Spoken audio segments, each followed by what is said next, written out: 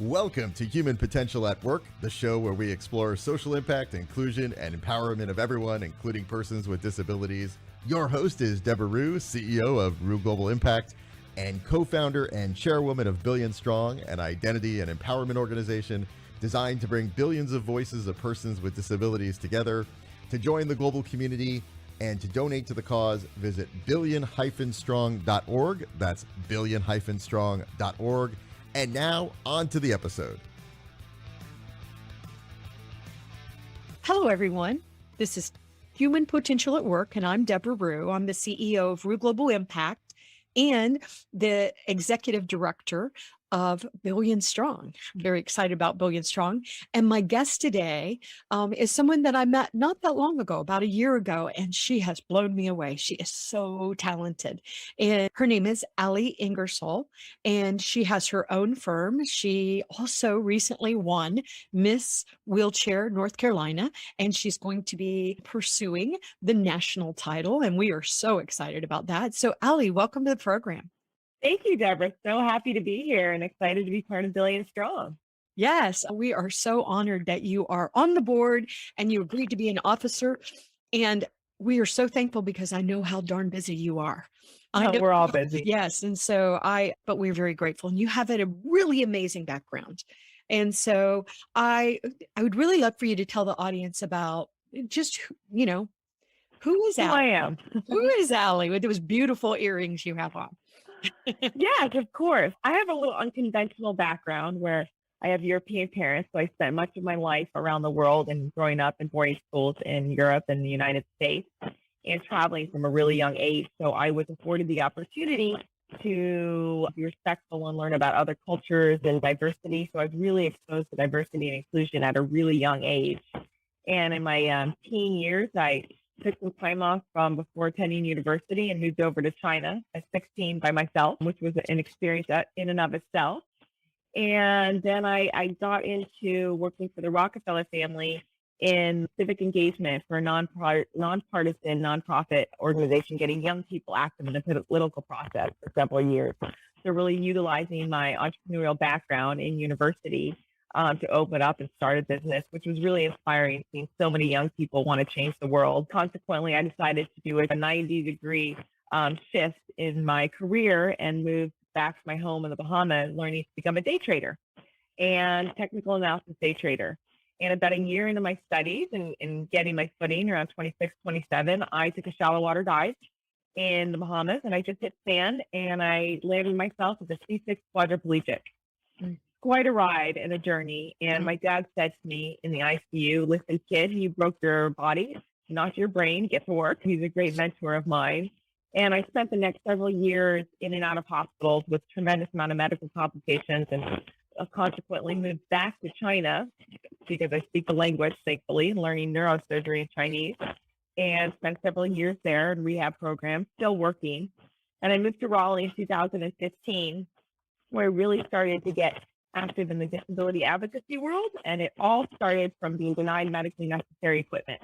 I needed to not only survive in my life, but to thrive. So as a result, I was blossomed into a much larger mission, partnering with organizations all over the country and locally to bring me where I am today, with being the board chair of Alliance of Disability Advocates, a very large center for independent living, working with the Governor's Council for the State Independent Living Council, graciously accepting working with you at Billion Strong and so many other interesting endeavors. And now I'm in the midst of a new career switch into diversity and inclusion in the corporate world. So lots going on, but I love to stay busy, and I live by two philosophies in life: human kindness and paying it forward. You're also a writer. Tell us a little bit about your writing. After you take a sip, sorry, I made you talk a lot. As a quadriplegic, oftentimes our mouths get very dry. Yeah, so I grew up with a father in the publishing industry for many decades. And I think I was 8 or 9 years old, and I wrote my first paper, and it came back and read about 10 times. And it wasn't until I was 32 years old where he had 2 or 3 corrections. So I've always had the father pushing me to learn how to write. He said, if you want to be successful in life, you need to be articulate, you need to speak well, and you need to be your own investigative reporter. You have to ask the right questions. Your father sounds amazing. I know you talk about him a lot, and what a gift he is. Especially, this has been a difficult journey. This has been a It is. And my mom and dad too. My whole family has been incredibly supportive. You're only as, great as your strongest link. And as a quadriplegic, you need to have a team around you. So with my great caregivers and parents and brothers and sisters, but I owe a big homage to my mother. I call her the super SCI mom.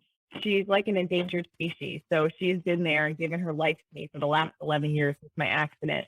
Been there with me day in and day out. She's 75, but she's very young at heart. Oh, it sounds like you have wonderful parents. What a blessing. And I love how grateful you are too. I think that's another quality that I love about you. I love that you're a day trader. And I know that we've talked a lot about Billion Strong. And once again, I'm so thankful that you agreed to be on the board.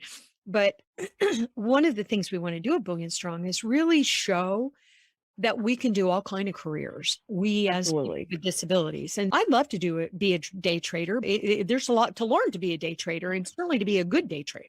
And you are a day trader, and you're doing so many other things. And so I know one thing that you're going to bless us with is to do a master class on with Billion Strong about being a day trader, because we need to make sure that people with disabilities all over the world understand that, by the way, if they're interested and they have the right skills, they could be a day trader, or they could be an AI developer, or they could be whatever they want to be. And so I just think that's really important. And one question I would have is, how do you find that society has treated you differently after you had your accident? And did you find, because you've traveled all these different countries, did you find that you were treated better in some countries as opposed to others? And I don't know if that's the right way to say it, but I think sometimes Cultural differences. I understand what you're right. saying. For me personally, I have not been treated differently since my accident. People stare at me more often. People often, through ableism, and I don't like the term, but it's called inspiration porn, come up to me and they say, "You're such an inspiration. I hope you feel better." I was like, "I feel fine. I know what they mean, and they mean Right. well." And so I educate and advocate. But I am naturally an optimist, and I always have plans A through F in place. And so it's very hard to get me discouraged. And I also have a great support system. But many of my friends have noticed people do treat them differently and don't think that they have the capabilities to enter the workforce or be contributing members of society. And that really destroys people's confidence. Yes. And most people in this country who have a disability are on government support. I don't qualify for Medicare or Medicaid. So I'm in that weird segment where I have to pay for everything myself. At the end of the day, you don't have anything left over. But then if you're on government support, if you make more than $1,100 or $1,200 a month, you're cut off your benefits. So it's a lose-lose, catch-22 for so many people with disabilities trying to find jobs. I agree. And let's dig into that a little bit, because if you don't mind talking to us a little bit about your life as a quadriplegic, because I know you and I have had some really intense conversations about caregivers. And I know that you and Lamondre Pugh have had some really interesting conversations. And this is something we really want to address at Billion Strong, because as talented and amazing as you are, the reality is most of your money goes to make sure that you're caring for yourself. Yeah, 60 to 70%.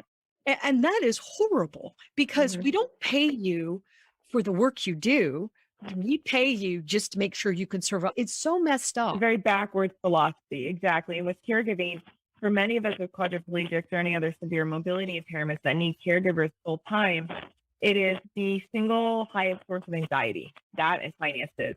In that, and I've been through 67 or so caregivers in 11 years, and I have a very thick skin. Not a lot of people do. And there's no one great site where you can find caregivers. And when you find a great one, you keep them. They become part of your family. And I am fortunate to have two amazing human beings in my life right now. That hasn't always been the case. There is a lot of abuse from people who have brought drugs and drinking and pushed me out of bed and pulled out my catheter. Horrible things that are basically abuse.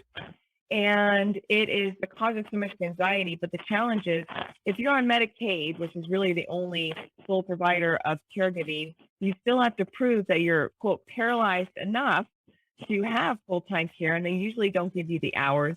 And if you don't have Medicaid, then you are finding caregivers on your own on Craigslist usually, or care.com, or the two common sites people find. And since the pandemic, it's even more challenging to find caregivers. They're underpaid, they're overworked. But if you're paying out of pocket, you also can only afford so much as an individual. So it's a lose-lose all the way around. So I have so many friends that could contribute more to society, but they're stuck in their home. They're in the Midwest or very small towns. Caregivers can't come out to them, and so they don't feel that they can barely survive in a day. Medicare tells you how many catheters you can have a month, how many times you can go to the bathroom in a month. Your government is dictating to you. It's mind-boggling. It is. And that's why I'm really glad that you made the transition to come into the DEI field, because this is your field. And I know right now there are multiple corporations fighting to get you. And so far she hasn't accepted any, so she's still available. But we need people like joining these conversations.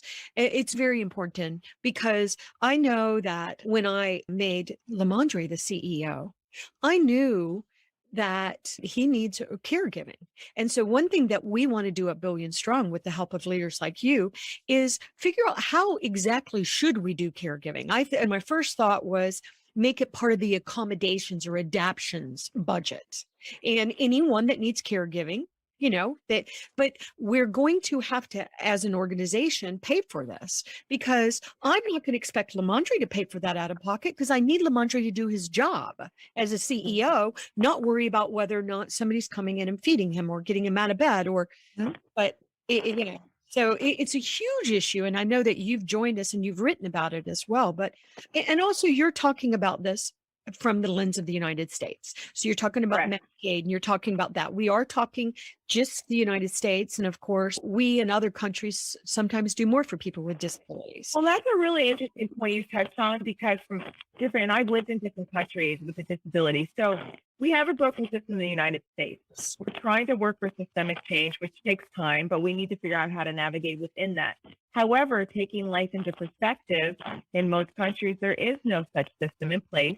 However, in other countries, the family unit and the concept of family is much stronger than it is in the United States as well.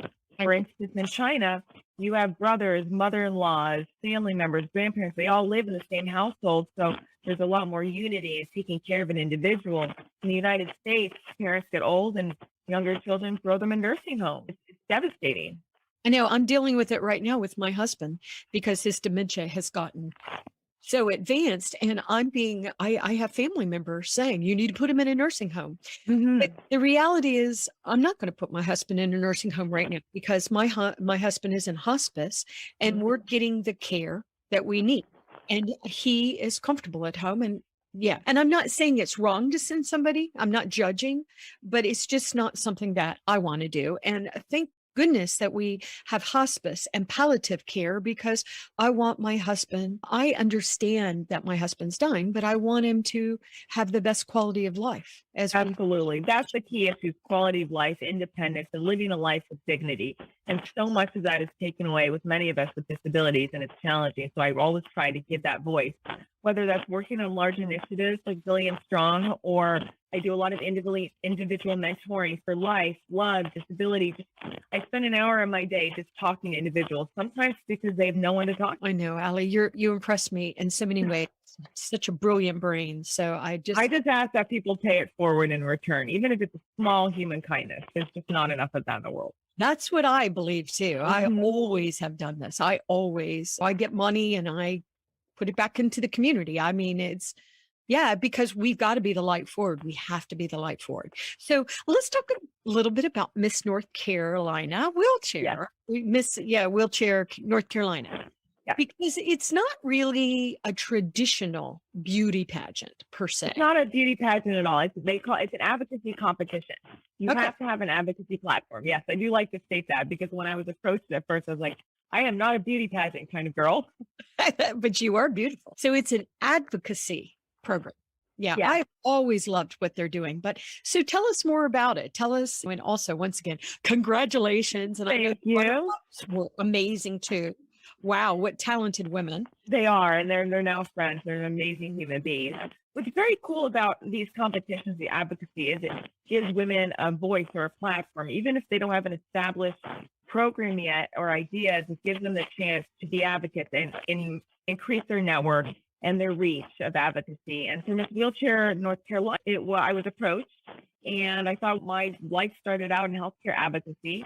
And so specifically, my platform was getting medically necessary durable medical equipment approved by insurance companies, because oftentimes we're denied as not medically necessary. So teaching individuals and nonprofits how to write strategic letters of medical necessity, because oftentimes doctors write 3 sentences on behalf of the patient, and that's not okay. You have to be your own advocate. You don't have to know how to do it all, but you need to know who to ask, and I always make myself a resource. And so nationals are in July. And there's 2 different competitions where people get confused. There's Miss Wheelchair USA and there's Miss Wheelchair America. They're slightly different, slightly nuanced. I'm still a little bit confused on the difference between the 2. But I'm competing in Miss Wheelchair America against 35 states in Michigan. And so in the meantime, I am also working with Blue Cross and Blue Shield. I had a big meeting with policy directors yesterday. I'm trying to get exercise equipment changed in policy language and benefits as medically necessary. I've been fighting for that for over 2 years now. And I was informed that if there are any changes and we can prove the case, it'll take another 2 to 3 years. But this is a long-term project, right? Rome wasn't built in a day, right? So you just have to keep, the tenacity on that. But it's such a great competition, and most women don't know about it, right? And that comes from education and advocacy and podcasts like this to tell women, get involved in your community in any way. It doesn't matter how. And you find your voice, whatever that voice is. It can be an augmented voice. It's really, and I love the programs that really empower people to find their path. And I know that you found your path multiple times, and it's shifting and changing and evolving. Every day it's evolving. I woke up 6 months ago, and I said, I want a career shift. I want to take my professional skill set and my advocacy work, and how do I marry that? And I decided diversity and inclusion after reading 500 pages was where I wanted to go. So I spent many months just Zooming with everyone. That's how I met you, with fantastic individuals around the world, to get a pulse on what the diversity and inclusion industry was like in these corporations. And I'm finding that there's a lot of discussion and programs for women, people of color, LGBTQ. For disability, we're getting less than, and there's papers to prove it. The research is out there, but a lot of corporations aren't even aware. So that is one of my drives. I may start out in a different role, but I'd love to lead the ERGs, the employee resource groups in these corporations, for the change. Yeah, I need to introduce you to Kate Nash of My Purple Space, because yes, I would love to meet Kate. ERGs, and they have 500,000 professionals in the community. 500,000 people with disabilities that are part of ERG or BRG, business resource groups, employee. So many different names, just like acronyms, DEI, CNI, right? DIA, disability equity, and inclusion. Right. And there's disability, diversity, equity, inclusion, accessibility. I'm getting every month changing. It's always changing, right? It's always changing. But it shows you that we're making progress too. So that's hope. Are you going to take the same platform to the Miss Wheelchair America? I am going to take the same platform for medically necessary equipment, but I want to take it a step further. And on the state level, I did not bring up adaptive exercise equipment, and I'm presently working on that as we speak. And I hope to have some progress by July. And then I am also creating a website with a partner, Spinalpedia. It's an amazing website, peer-to-peer video diaries, and where individuals with spinal cord injuries can really get together. And I'm going to host a detailed step-by-step, basically patient guide, cheat sheet of how to write the best letters of medical necessity. And when you're stuck in the plot in the appeals process, how do you navigate that? And I will say, Allie, that everybody knows I have a daughter with Down syndrome, and we were applying to get a Medicaid waiver for my daughter. And there's not enough waivers, but I really needed it because my daughter was so ill. And so I wrote the letter, and I consider myself a good writer. And a friend of mine that's really good at this, she said, send it to me. And I sent it to her, and she totally redid it. And you have to find people that know more than you. When I don't know something, I ask a question. I run it by lawyers, exercise scientists. I run it by doctors, and anybody who will help me. Tell me where I'm going wrong in my argument. How do I make it more robust? Yeah, she said things that I wouldn't have said. And she said, unfortunately, you have to say this. You have to, for example, say that if I don't get help, my daughter's going to be homeless because I'm going to kick her on the street. Which, by the way, I'm not doing it, but I had to say that to get it. Right. My daughter. And I say, I'm going to die in the hospital. And I mean, I don't Right. know if it would go that far, but you have I to. And it's a liability perspective. I know, and it's such a shame that we have to play It this is. game.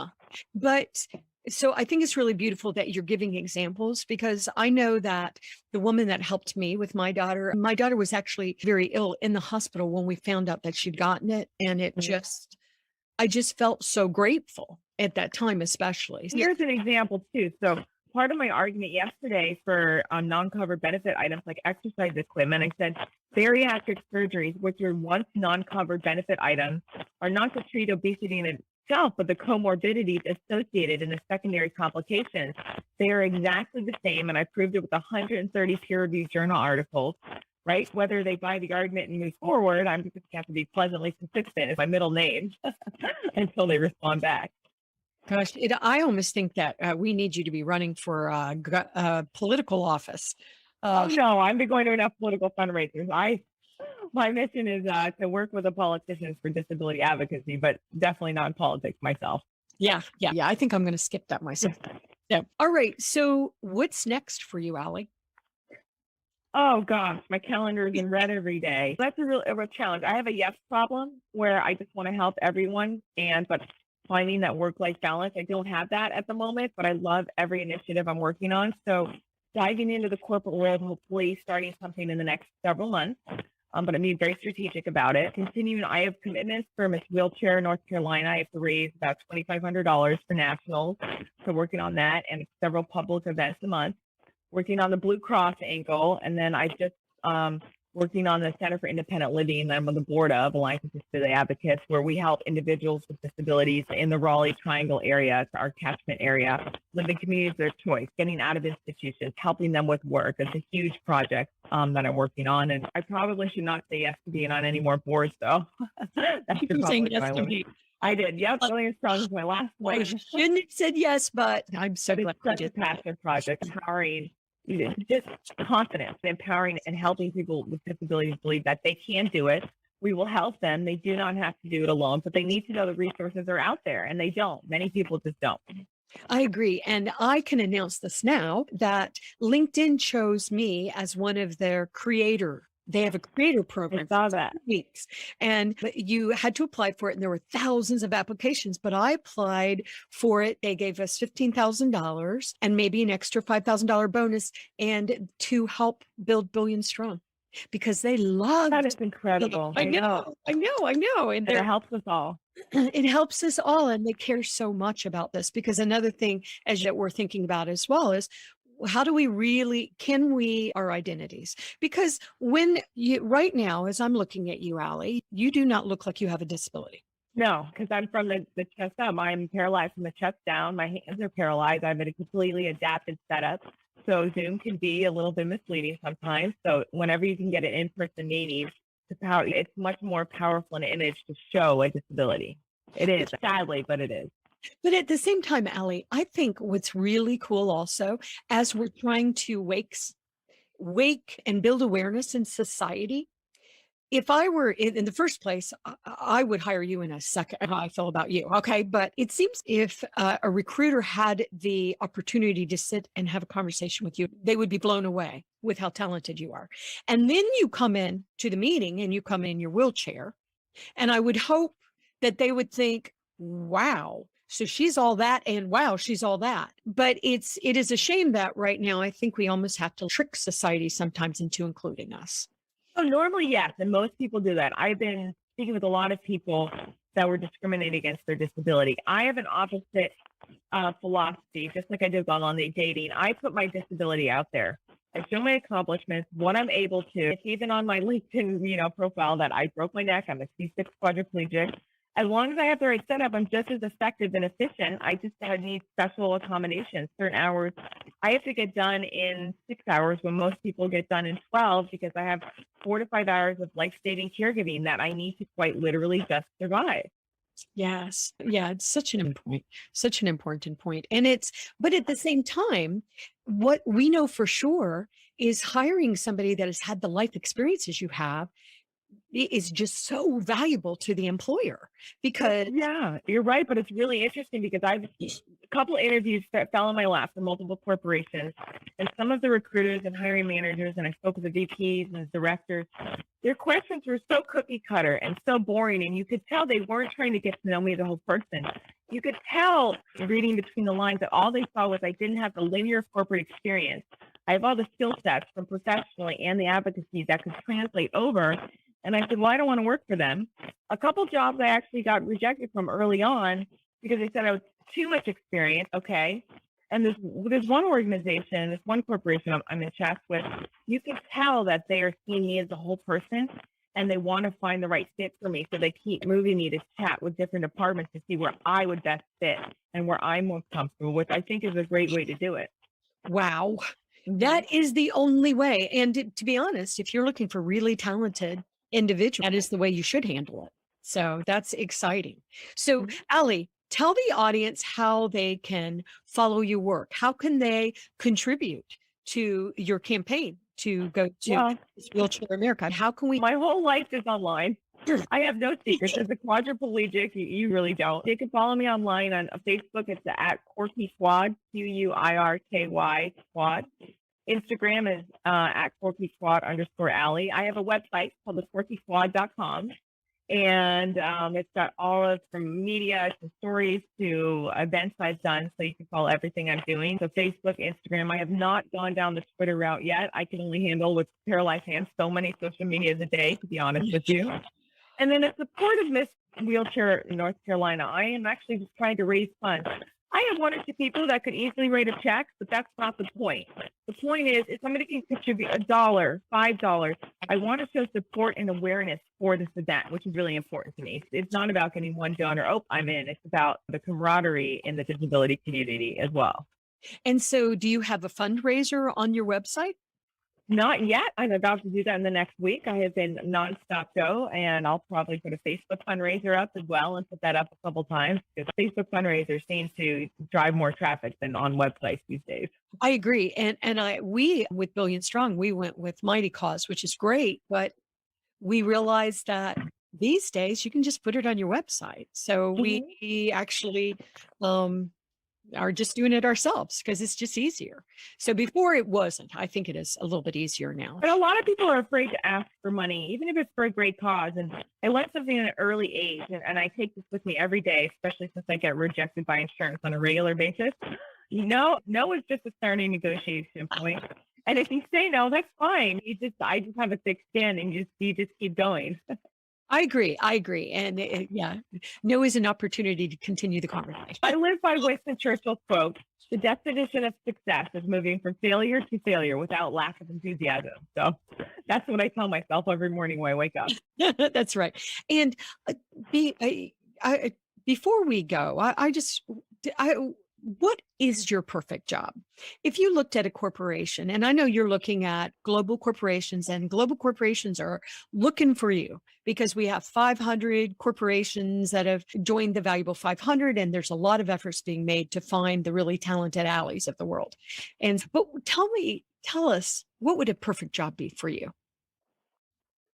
Ooh, my perfect job when I think 10 years down the road is being an expert, not just in spinal cord injury or mobility issues, many disabilities, which I'm still learning about, low vision, blind, hard of hearing, what are their issues, and being a global leader like yourself, where people come to as a resource, and not just working in the corporation or whatever organization I'm working in, but really a lot of public speaking and working on the conference unit, because I always hear so many wonderful people in accessibility who are able-bodied chatting about many of these issues, but not all of them have disabilities themselves. So we really need to have people from all realms in the disability community at the center table, speaking to the higher ups and the politicians and going to the White House.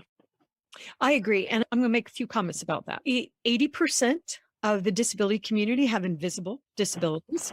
And I'm one of them. I have ADHD, neurodiversity.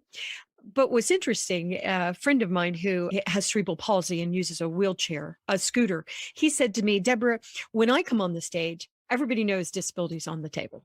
When you come onto the stage, you have to explain, unless they know me, you have to explain that disability is on the table. So Yeah.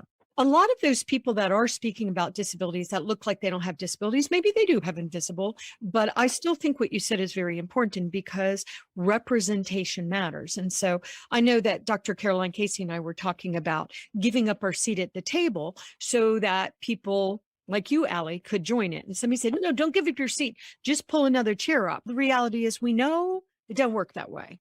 And also, and you know this, Allie, and I've talked about this on air, but when I came up with the idea with Kevin gave me the idea of Billion Strong. I at first was going to be the CEO. And then one of my friends, Yuval, who is also on the board, said, oh, good. A white woman that doesn't look like she has a disability is going to start a disability organization. And I was like, what? Really? Come on.